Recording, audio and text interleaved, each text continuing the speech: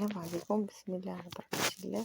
اليوم غادي نهضر معاكم معجينة لاباط فيتي مملحات بين الحلو والمالح. نتمنى من الاعجاب ديالكم. هذا الشكل ديالهم ينفعوكم الفطور تاع رمضان. الشكل ديالهم راه كيجيو رائعين. كناخذ العجينه المورقه كنقطعوها بحال هكا مثلثات. هنا كناخذ لاصوص الجيريان سيريمي وفرماج ساندويش نقطعو بحال هكا. كيجيونا ميني كرواسون بهاد الطريقه، كيجيو ساهلين. كيبقى الحشوه اختياريه على حسب الرغبه. الشكل ديالهم كنخليهم بحال هكا. كندهنهم بصوص طوجه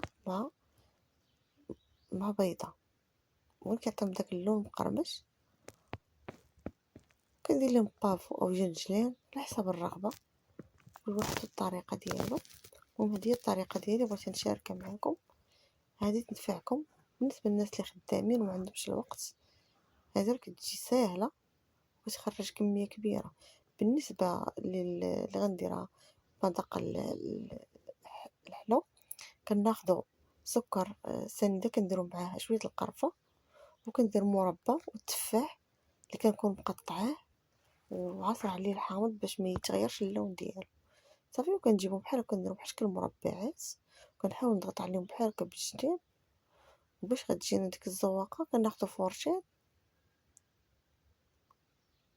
وكنضغطوا عليهم بحال هاد الشكل. نتمنى الفكره تكون واضحه. هو الشكل ديالهم. وكناخذوا بحال هكا شي موس او راسبار كنديروا بحال هكا تشريطات.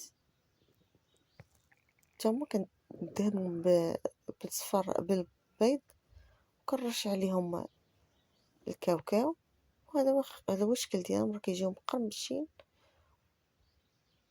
نتمنى ينال الاعجاب ديالكم، وما تنساوناش من لي لايك والبارطاج مع الاصدقاء. شكرا.